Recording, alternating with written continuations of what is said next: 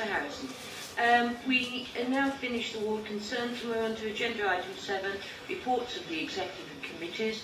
Very, very important part of the council meeting now, and I invite the Chief Executive to speak. Thank you, Madam Mayor. I need to draw members' attention to the supplementary confidential paper which was circulated to members on Friday of last week. This is a very important paper that members have to pay attention to as they're debating this matter. In particular, I must emphasise the importance of the monitoring officer's advice set out in para 2.2 of the paper. And I need to remind members to take particular care in how they frame any contribution they make to the debate. Thank you, Madam Mayor. And I believe, Chief Exec, that I can press the magic button. Madam Mayor, that is the case. If a member were to stray into matters that they should not do in public debate, you have an override button which you will of course use. Thank you. I invite Councillor Chu to speak. Thank you, Madam Mayor. And given the importance of the matter in moving the reception and adoption of the report, I hope the Council will understand if I've used the time that is traditionally allowed for that, and also asking the Council to endorse the main part of the recommendation, also speak to an amendment of which I exceptionally gave Councillor Knight notice yesterday.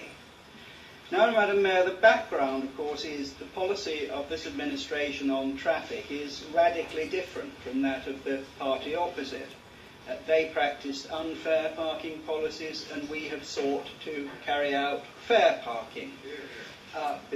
Between 2006 and 2010, the party opposite pursued a deliberate policy of penal taxation and draconian enforcement against motorists. Many of those policies, shamefully, were never declared to the public before the 2006 election or were introduced without manifesto authority. They were the subject of wide public debate. In 2010, we openly and in detail pledged a shift to fair parking policies. Local residents voted for that, and since then, to the delight of many residents in our hard-pressed high streets, we have reversed the policies of the party opposite. The unfair CPZ tax has gone. Incomprehensible parking tariffs aimed to get motorists paying more than needed at meters have been scrapped. More parking spaces are being designated in high streets in cooperation with traders. 30-minute free parking is being introduced in high streets and car parks. 8:31 a.m. raids by wardens have been stopped, and spy cars with black tinted windows are off the road. Now, so we have cast off the shameful label that we had under the party opposite of the council that hates cars.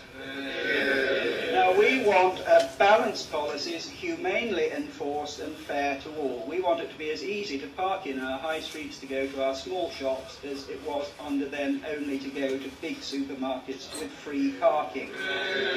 And, Madam Mayor, I declare that the war on our high streets is over.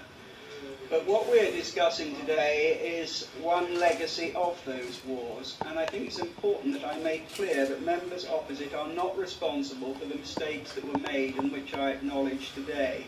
Neither were members on this side, and I deplore some comments made by some campaigners that members might be guilty of theft if they don't agree with the proposals before this council. That is preposterous. And I reject with anger the claim that the administration or any member of this council has not given careful thought to these issues or how to respond to them. Quite the reverse is true, Madam Mayor. Councillors on all sides have wrestled with these issues, and those who claim otherwise damage their cause. But, Madam Mayor, there are major policy differences, and the party opposite did create conditions in which the mistakes that were made, albeit unintentionally. In 2007, they introduced the use of mobile patrols, camera cars, capable of capturing and recording traffic offences. They operated aggressively, no mercy policies in which at times it seemed to residents that raising as much money as you could from motorists was fair dues. Rightly or wrongly, that was wrong. Enforcement should be fair and wherever possible start with a warning. But the policy was financially successful, or so it seemed to this council and, I say, many councils in other parts of this country. Soon large revenues were flowing into the council, and equally soon the resentment of local residents and motorists against the policy began to rise. Before the last election, we consulted officers confidentially with a view to scrapping the spy cars. We were led to conclude after those discussions that at that time the revenue involved was too great. So we decided to keep the cars, but to get rid of tinted black windows, paint them yellow so they were easily seen, and change the rules of operation to cut out some of the worst practices that went on before 2010. We also changed the firm providing our enforcement services. Unfortunately, Madam Mayor, what neither we knew at the time nor the preceding council members knew was that as a result of an error made by a consultant retained by the council, neither of the original spy cars had been properly registered, and therefore penalties relying on evidence from these cars were unsafe. Nor, Madam Mayor, did members know that when we changed the cars and changed the operators, an error was made in the council offices such that the new cars were not registered correctly either. That was a serious error made within the council, and there are reasons which I cannot disclose why it should have been noticed at the time. But, Madam Mayor, the faults in administration were pointed out to the council by a victim of an improperly issued penalty notice, a Mr. Nigel Wise, whose role in this affair I have praised for actually his good old British doggedness, refusal to go away, uncovered this issue.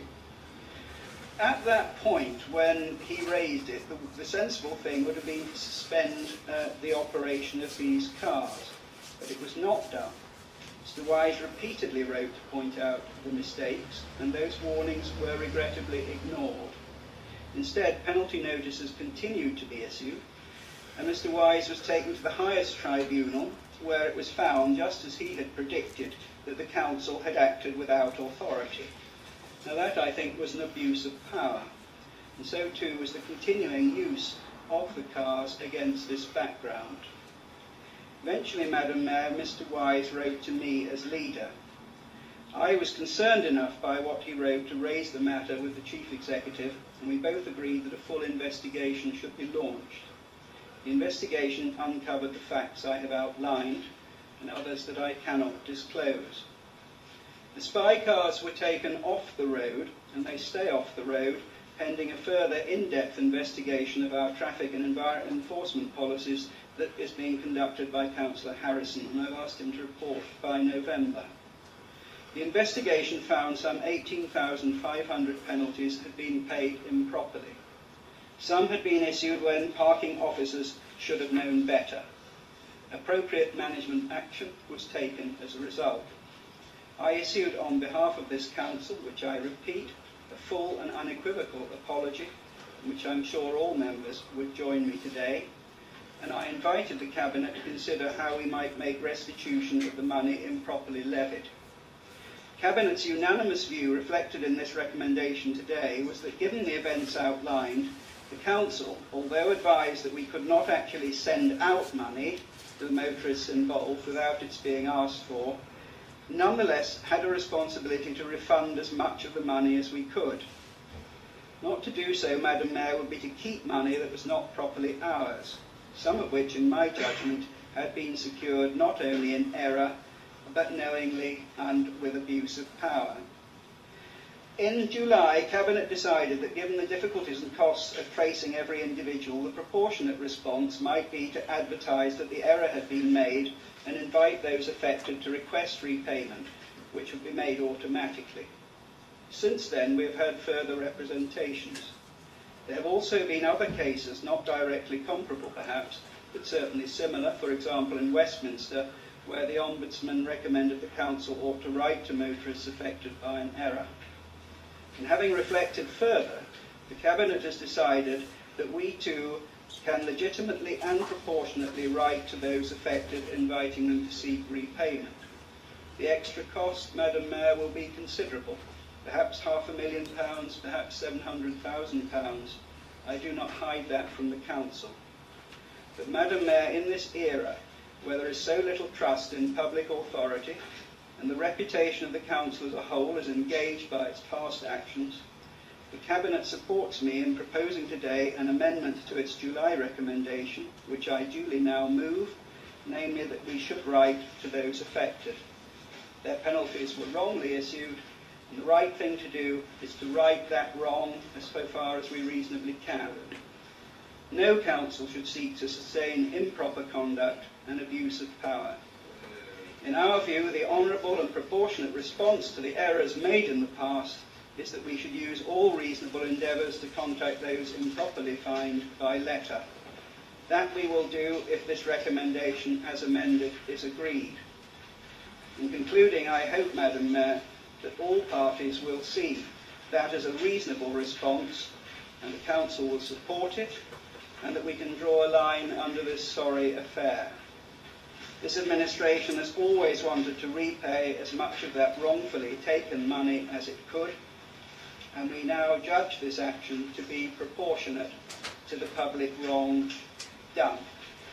I beg to move the recommendation with the addition of the amendment that I've laid before the Council.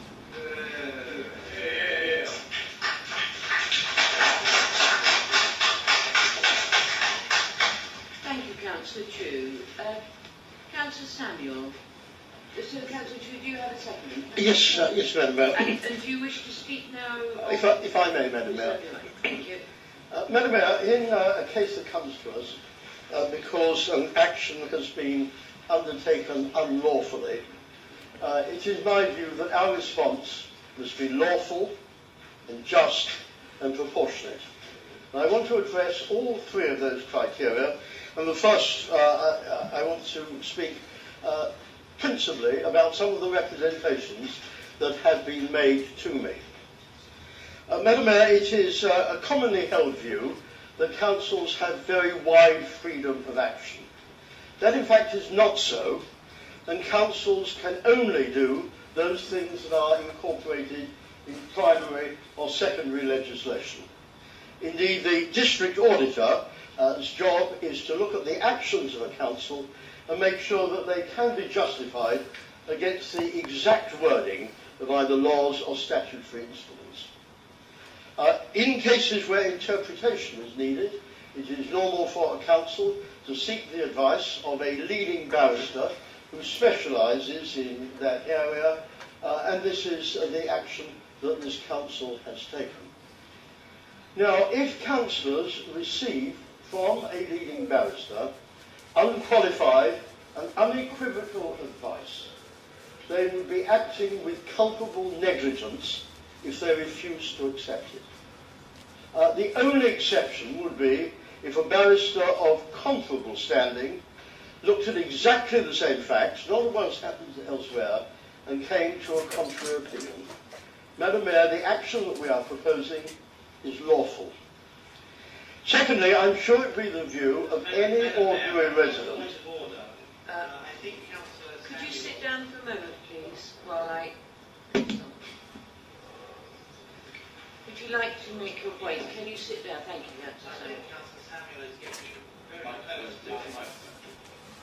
I think Councillor Samuel is getting very close to the position about confidentiality that the Chief Executive very carefully warns about. What the legal advice is, we cannot say. What the legal advice is, we should not discuss in the way that he has attempted to do at this moment.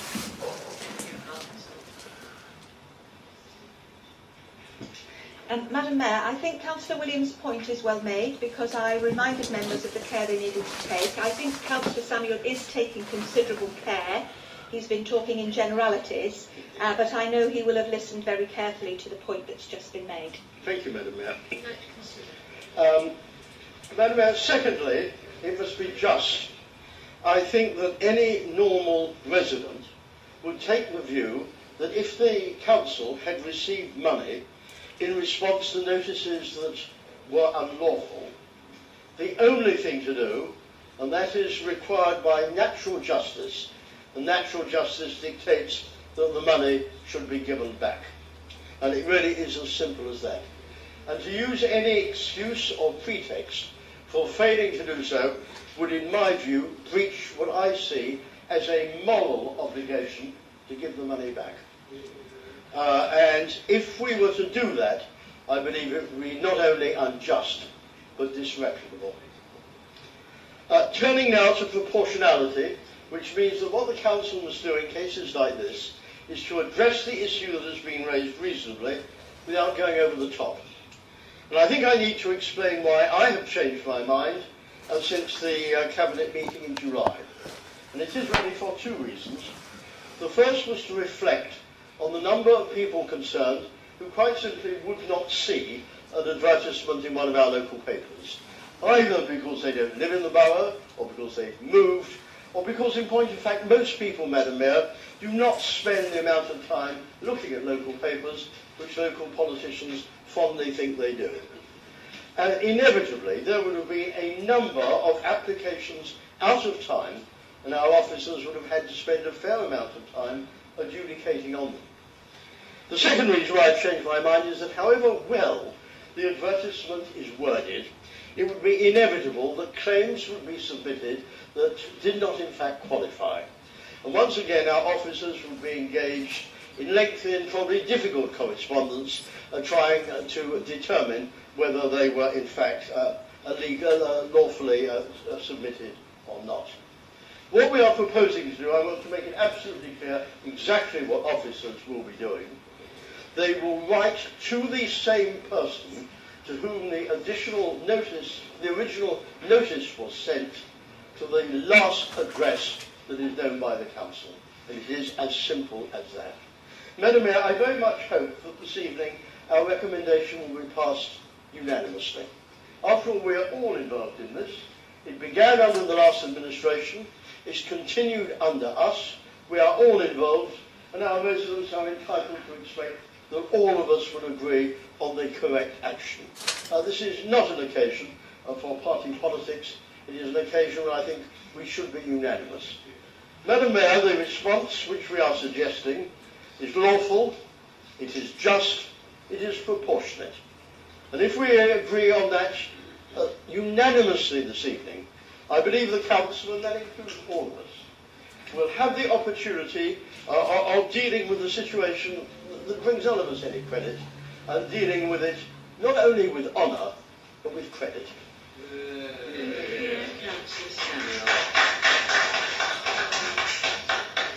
Councillor Knight. Thank you, Madam Mayor.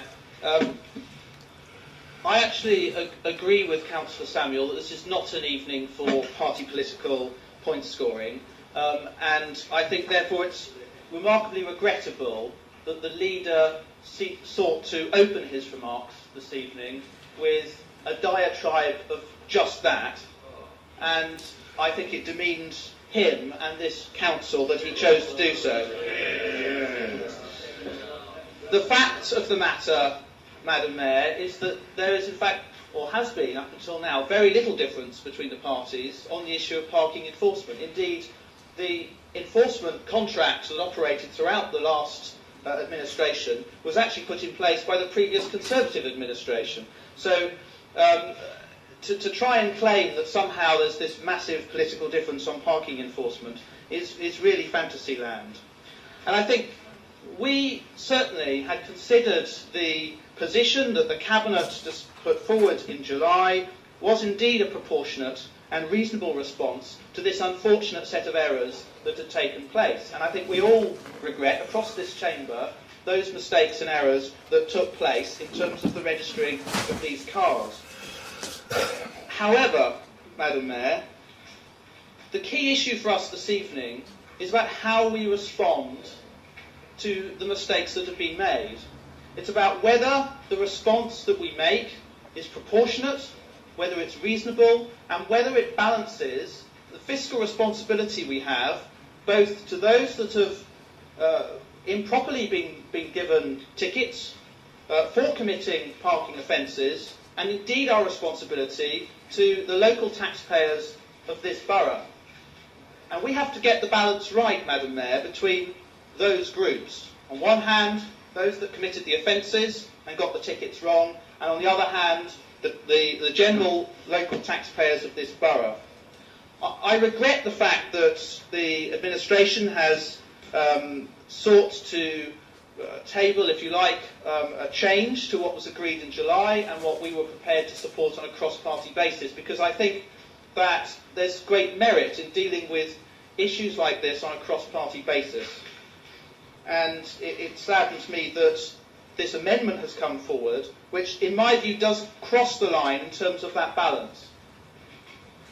And it is for that reason, and I think this is a very difficult debate we've had this evening, because we're being asked to take decisions based on a wealth of information, some of which is confidential and we cannot refer to, even though I have to say I think Councillor Samuel crossed the line in some of his comments in terms of what he said.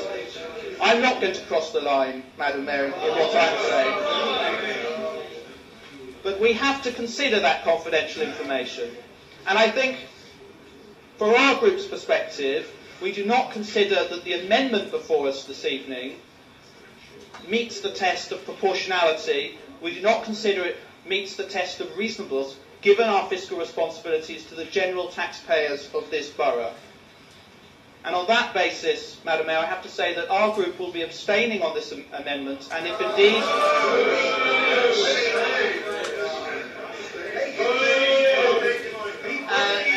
the Chamber will fall silent, please, whilst Councillor Knight makes his points. Thank you, Madam Mayor. Clearly, the members opposite haven't listened to Councillor Samuel, their deputy leader, who said this is not an evening for point scoring. This is a serious subject of debate, Madam Mayor, and I hope all members will listen to what I've got to say, because I am talking about our fiscal responsibility to our council taxpayers.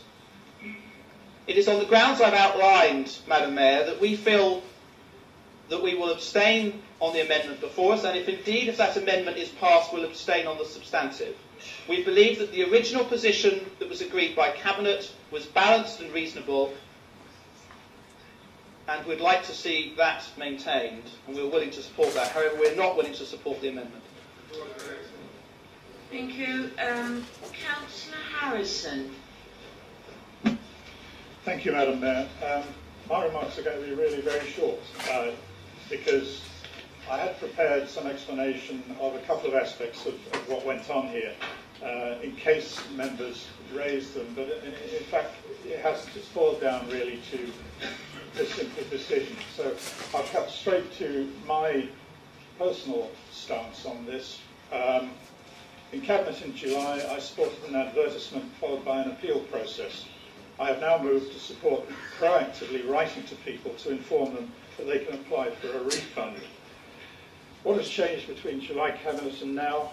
Well, it is now clearer to me that the proactive letter route is within the powers of this Council.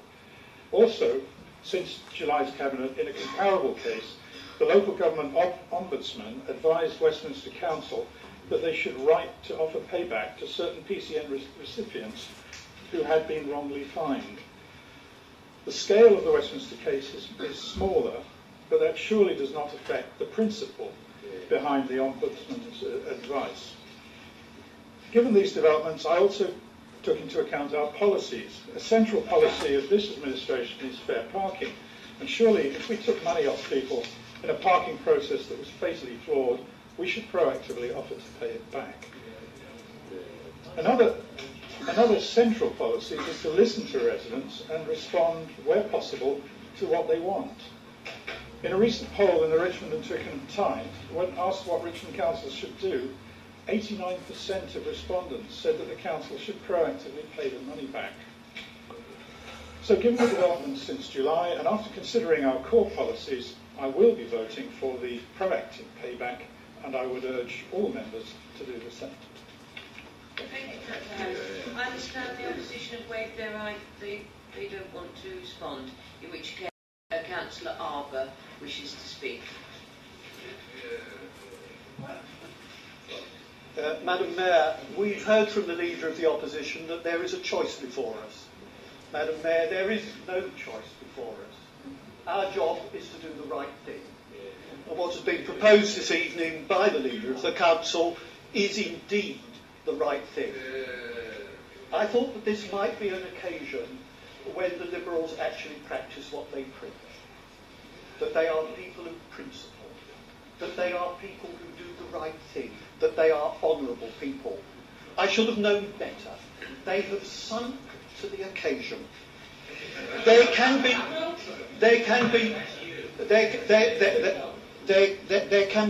no right-thinking person, Madam Mayor, who would believe that any complaint about the course of action that the Council is proposing to take would be accepted by any sensible arbitrator. But such a thing to occur would be an exercise of the most pettifogging bureaucracy. It may well be that there are Liberal Democrats who like pettifogging bureaucrats, and indeed amongst them there are indeed some of them. In truth, Madam Mayor, the question is simple. Either we do the right thing or we don't do the right thing. This evening I am asking the opposition, I know that it is foolish of me to do so, for them to, for the first time in their lives, to do the right thing and support this amendment. I assume that's the end of the debate. Councillor True, I invite you to exercise your right of reply. Thank you, Madam Mayor. I would like to make clear that in laying the amendment, quite exceptionally in my experience in this council, I gave Councillor Knight and the opposition prior notice that we would be laying the amendment. I know of no comparable occasion when that was afforded to us, and I think that suggesting it being bounced is totally untrue. There was some talk about partisanship. Well, frankly, I think I'm entitled to lay out the historical background to this affair and how we got to the point that we did. And nothing in the history of this borough was more partisan than the preening imposition of ideological policies by the party opposite in this area. Now, Councillor Knight talks about responsibility. Well, the reason why the Cabinet has formed the view it has on further reflection is on the grounds of responsibility. It is on the grounds of what we consider to be proportionate and, as Councillor Arbour says, right. Taxation needs consent.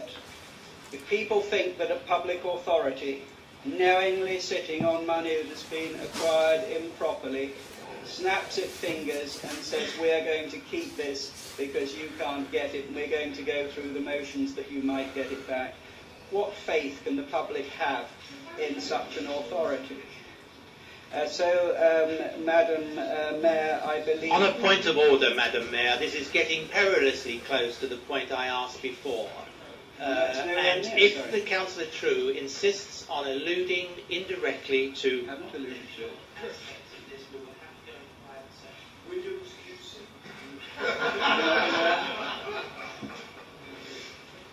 Madam Mayor, I've made the point before about the need for members to exercise the greatest caution. I think it is acceptable when those present are worried that some other members are not doing so for them to raise that point. But I do think that the leader is being very careful in what he says, and it's important that we let him finish his right to reply. Can I remind members, Madam Mayor, some people are beginning to indicate now, you gave plenty of opportunity for people to indicate. Councillor True is exercising his right of reply, and the amendment will be put to the vote after that. Thank you. Yeah. Madam Mayor, I was seeking to make the point, I thought pretty clearly, that the question of the perception of a public authority and the conduct of a public authority is one of exceptional importance. and the public authority has a responsibility to behave in a way that the public, considering all the points that are available to the public and indeed to ourselves, is believed to be right and proper. I believe that is what we are doing.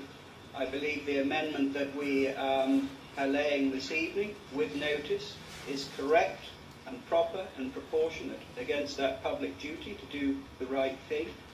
And I invite the Council to agree to the amendment and to agree to the proposition as amended. In view of the importance of the fact that the Council should publicly affirm that what it is doing is the right, proper and proportionate thing, I will invite the Council to vote on this amendment and my colleagues' support on a recorded vote. And I would urge all of us to unite and support that. Madam Mayor, we would support a recorded vote. Thank you, Councillor Knight. Okay.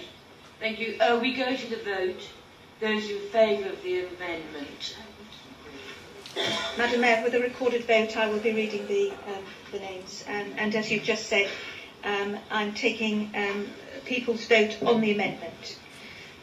So, Councillor Acton, Councillor Allen, Councillor Arbour, Councillor Avon, Councillor Blakemore, Councillor Bouchier, Councillor Burford, Councillor Butler, Councillor Cardy, Councillor Chappell, Councillor Churchill, Councillor Coombs, Councillor Day, Councillor Eadie, Councillor Ellengorn, Councillor Elliott, Councillor Eloy, Councillor Evans, Councillor Fleming, Councillor Gibbons, Councillor Harborne, Councillor Harrison, Councillor Hodgins, Councillor Yeager, Councillor Jones, Councillor Koza, Councillor Knight, Councillor Langhorne isn't here, I think, Councillor Lee Parsons, Councillor Lynette, Councillor Marlowe, Councillor Martin, Councillor Mathias, Councillor Miller, Councillor Montague, Councillor Morris, Councillor Naylor, Councillor Nicholson, Councillor O'Malley, Councillor Palmer, Councillor Percival, Councillor Polesh, Councillor Porter, Councillor Roberts, Councillor Salvoni, Councillor Samuel, Councillor Stockley, Councillor Thornton, Councillor Treble, Councillor True, Councillor Urquhart, Councillor Williams.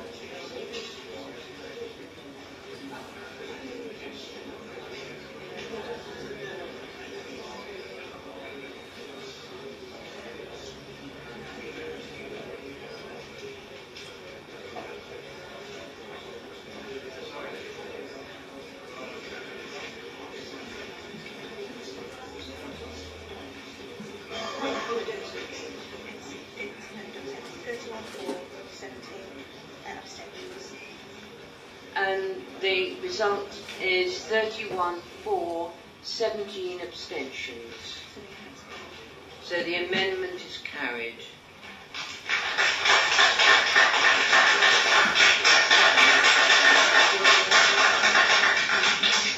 Does anybody wish to speak on the revised motion? Does anybody wish to speak on the substantive motion? Oh, sorry. Yes? Sorry. Mr. Gibbons. Councillor Gibbons. Thank you, Madam Mayor. I'd just briefly like to make a couple of comments. Before this debate, I did carefully reread the advice contained within the confidential report. I do not wish to refer to it, but it did certainly give me cause for thought about the process. I should say that I also listened very carefully to the comments of Councillor Samuel, who I think made some persuasive arguments as to why we should refund.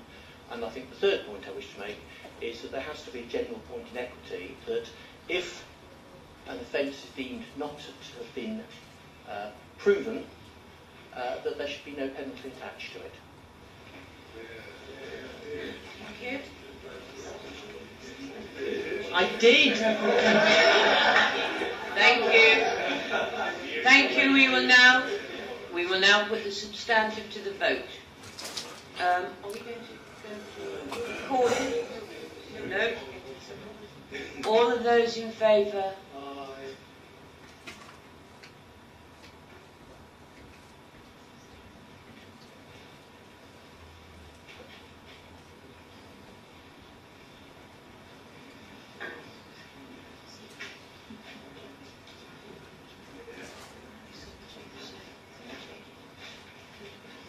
I've only seen 30 hands, so I'm sorry. If there are 31 hands, I need to see them clearly. There may be a different number, of course.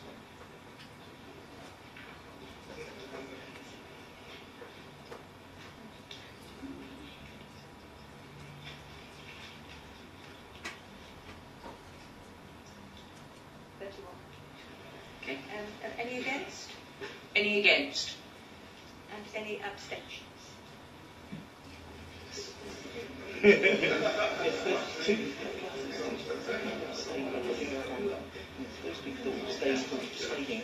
Seventeen, Madam Mayor. 17 abstentions. So the substantive is cancelled. The substantive is carried. We move on to agenda item 8, reports of overview and scrutiny. I invite Councillor Jordan to move acceptance of the report. Thank you, Madam Mayor. I ask that this Council receive the 2010-2011 Annual Scrutiny Report. Are the recommendations agreed?